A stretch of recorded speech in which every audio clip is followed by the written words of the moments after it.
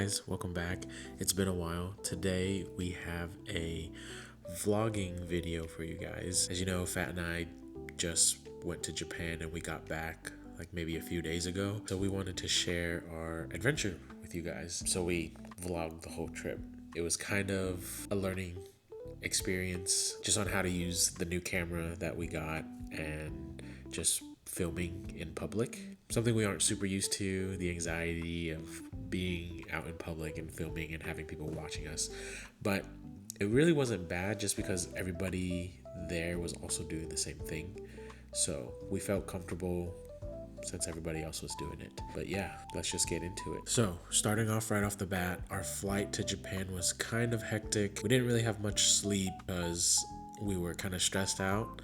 Our first flight was basically from Raleigh to San Francisco, and as soon as the flight landed in San Francisco, our next flight boarded, which really made it stressful because from our gate to the next gate concourse was like a 20 to 30 minute walk, and we were like speed walking. So, you know, that in itself was already really stressful. And then when we got to our gate, they already called our boarding group, so we got on and they're like, hey guys, we are still delayed because we're waiting for another 10-20 minutes for other people to make it here so that they can get on the flight. But yeah, all that said, it was kind of stressful, and you'll see in the vlog how stressed I was just getting there and getting on the plane so that we didn't get left behind.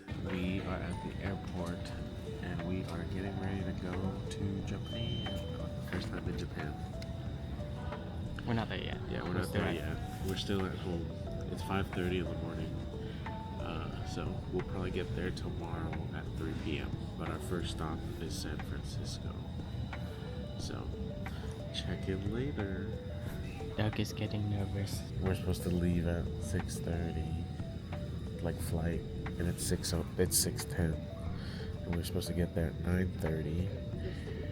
And then our next flight is at 10:45. So like basically an hour and 15 minutes.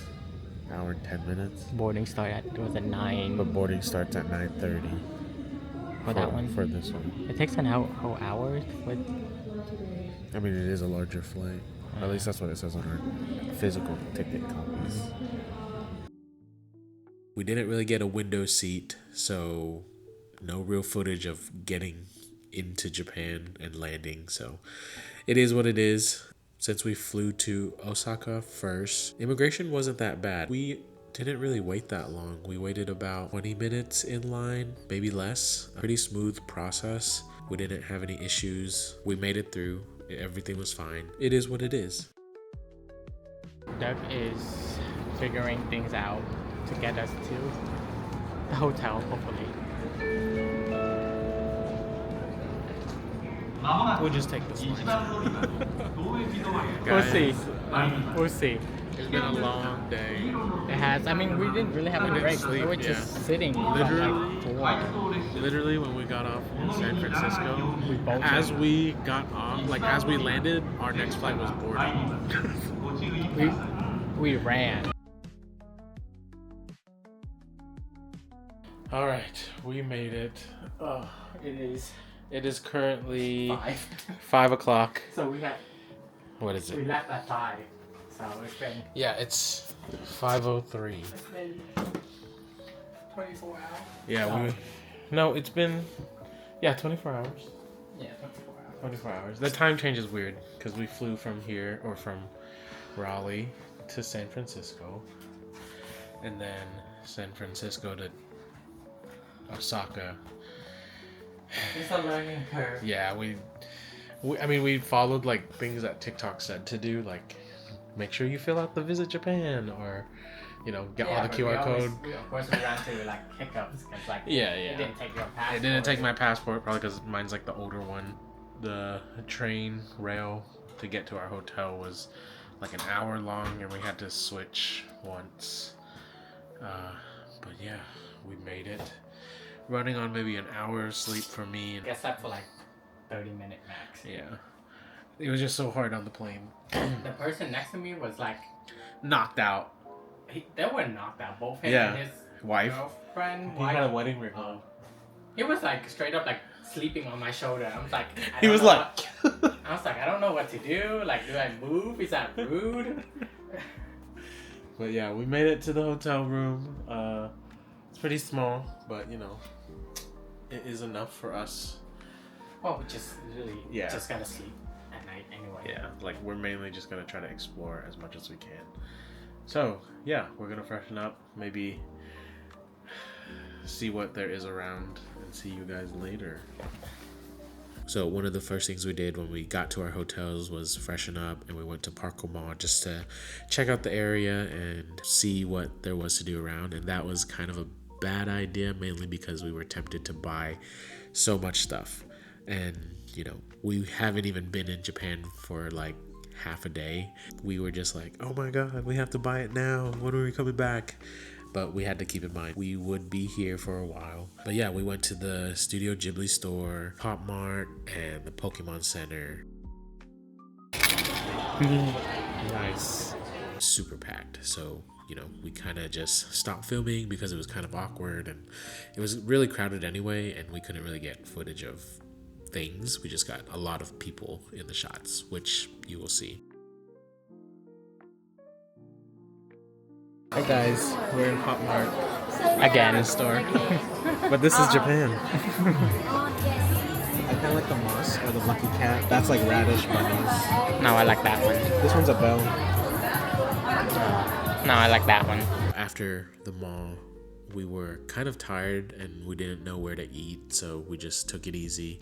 We went to Lawson's and got our meals from there and just tried to see what we could get. And you know, the food was actually really good at the convenience stores. America could never, but it is what it is. One of the things we did learn was like they have instructions on the food packet that you buy, and the microwave is there for you to, you know, press whatever button so that you can warm up your food and go, basically. We went to the Parco Mall and just went to Pop Mart and the Studio Ghibli store. It was very cute. It has a lot of stuff. I was very tempted to get a lot of things. He was tempted to buy stuff. I usually am. And it's our first day. Yeah. Not even first It's full our day. first half day. And I said I wouldn't buy anything until we get to Tokyo. And I was like, this is bad. Yeah. I can't be buying stuff now. But yeah, we walked around. It was like 8 o'clock. And To be fair, we've been up for like 24 plus hours. yeah, we've been up since like 4 in the 4 morning. p.m. or 4 a.m. yesterday. So it's like 28 hours. Yeah. So with like only meals we had were airplane food. I would say, United Food is below mid, honestly.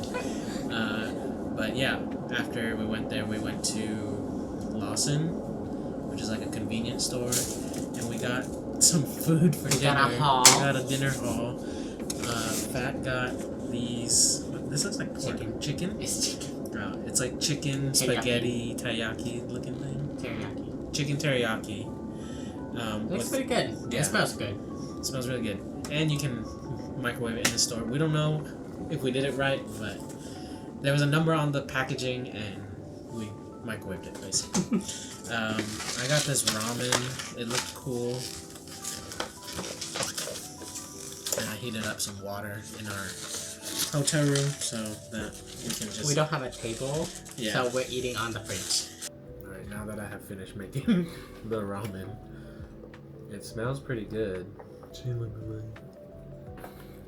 she's still steaming. After we came back from the mall, we were so exhausted.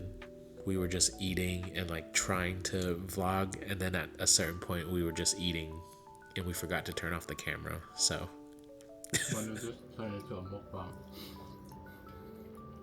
the next day was a lot better. So our first official day in Osaka, we got the Amazing Day Pass to explore because it seemed like it was a pretty good deal. Sightseeing and included a lot of things, and we thought it was really worth it. And it also included travel and transport for the day. And we got the 1 day. I think there's a 2-day option, but for 1 day it was about 3,500 yen a person, so about 24 USD. Definitely worth it. I'll put the link in the description if you guys are interested, if you're there and you actually want to use it. You don't have to get it ahead of time, you just need to get it the day before you go out and explore.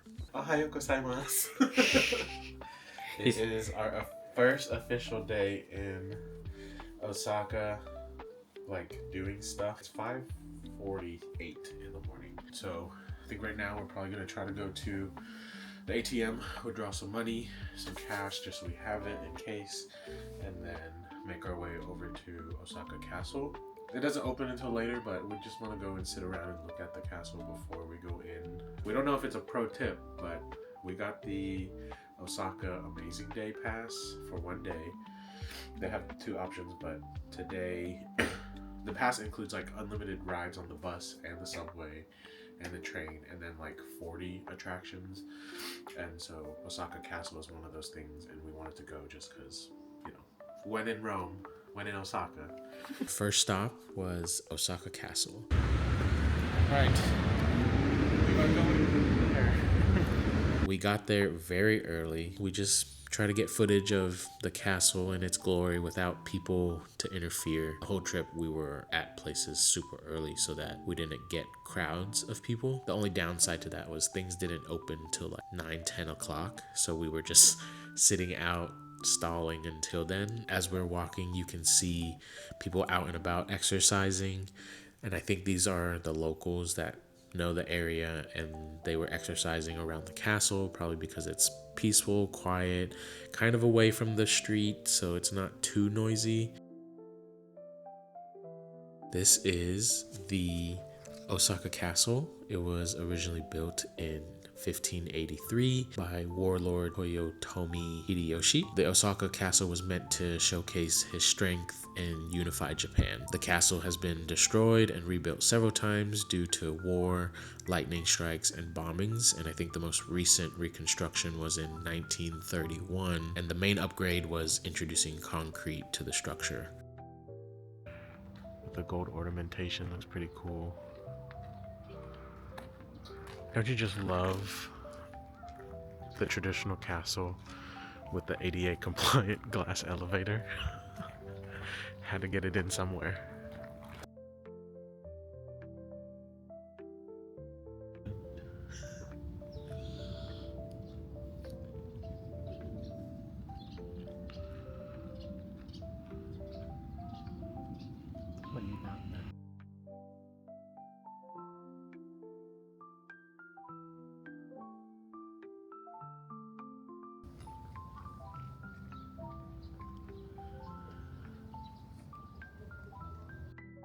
The surrounding park, which we walked in to just explore, is really known for cherry blossom season. Unfortunately, we came towards the end of cherry blossom season, so we didn't see much. It was still nice. It was still beautiful, regardless if, you know, there are cherry blossoms or not.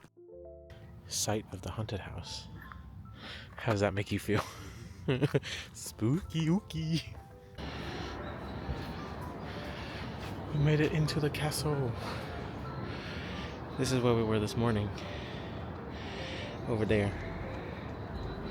On the top floor, which we went up, you can get views of Osaka, and it was kind of nice just to see the modern city with the traditional castle, kind of like a mix of modern life and traditional life, and you can kind of see that throughout Japan.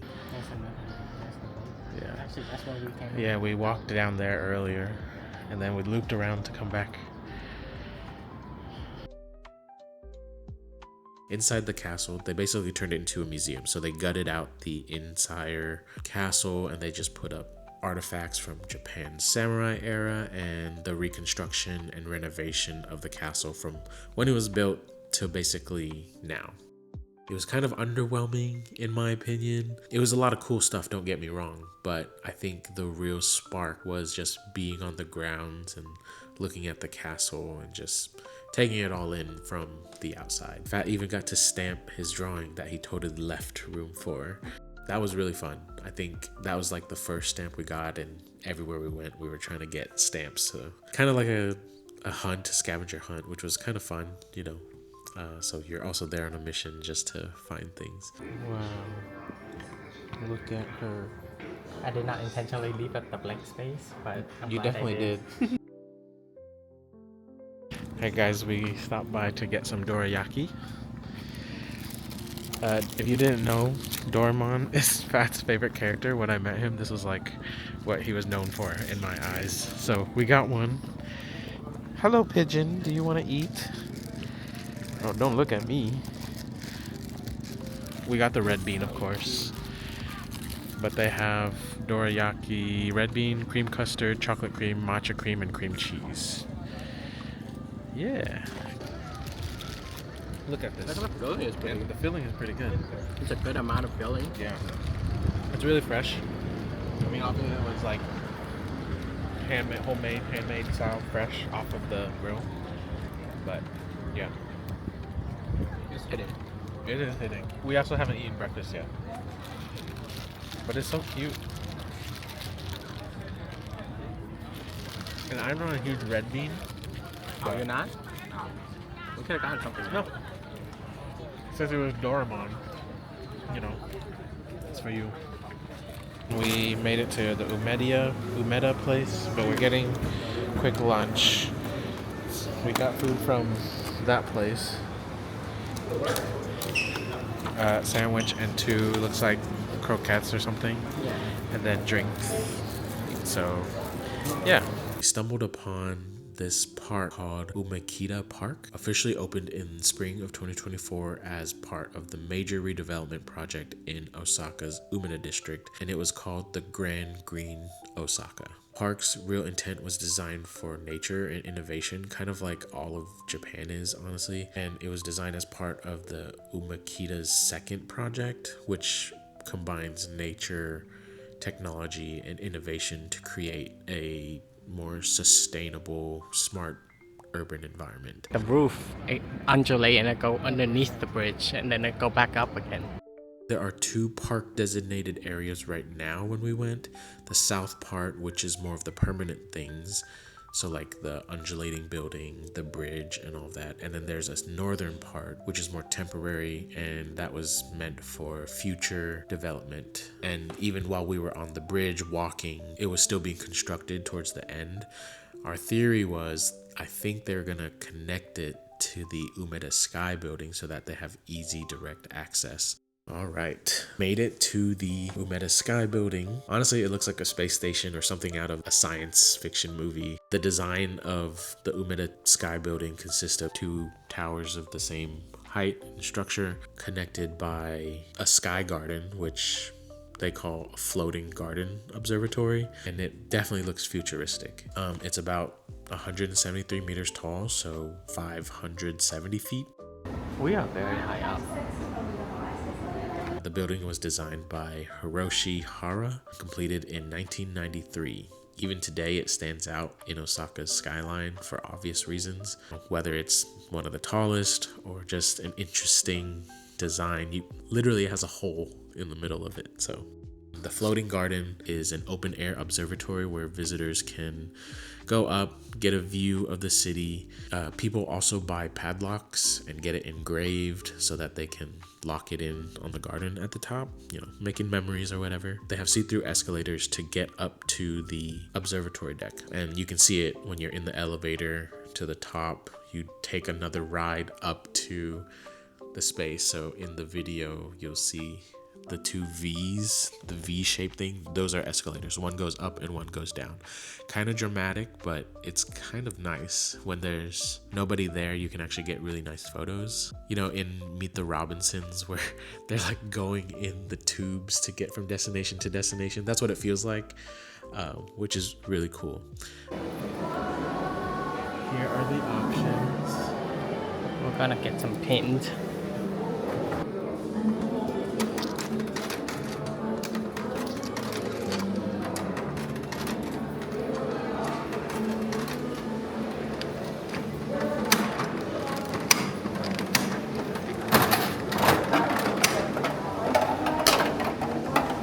Which one is it? I don't know, but there's a chance to get a secret. The circle one. You got the circle one? The circle one. Oh, that's cute.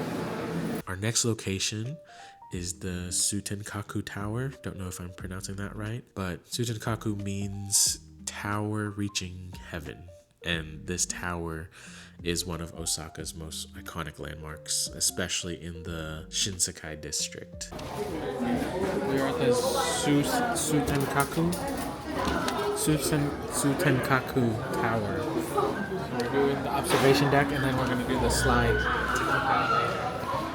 The tower was inspired by the Eiffel Tower and was connected to an amusement park by a ropeway, and it was destroyed by a fire in 1943. Current tower that we visited was rebuilt after World War II, and it stands about 103 meters tall, 340 feet, give or take, 60-meter high observation deck, and a slide.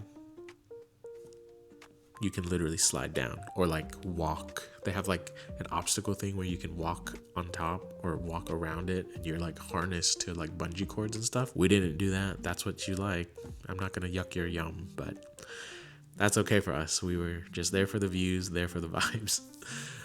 The mascot of the tower is a golden statue named Billiken, god of things as they ought to be, whatever that means. The observation tower is also painted gold to reflect Billiken, and there are stamps of him all over the observation deck.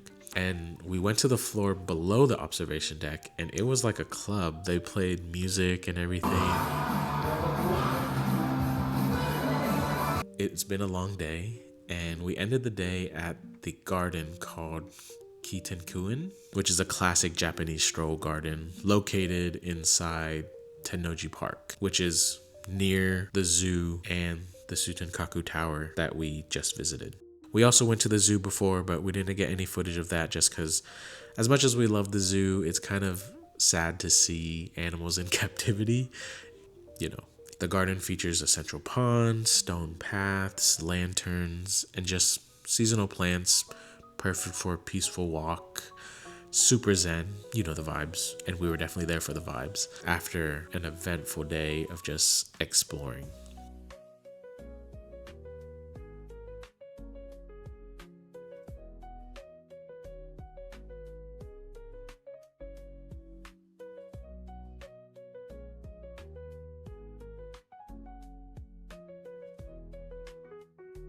Anyways, that was pretty much it for our first day in Osaka. We hope you guys enjoyed that little taste of our trip. The reason we're doing this is because we want to show you what we did, give you some tips and tricks, and just show you what we experienced in case you guys want to experience it as well. There is so much more footage to come, so stay tuned for that. As always, we love the support from you guys. Leave a like, comment, subscribe. Tell us what your favorite part of the video is and what we should check out next time when we go to Japan, you know. We were only there for about 12 days and we felt like there was so much more to explore. Granted, this is only the first day we were there, so there's more videos to come. See you guys in the next one. Bye.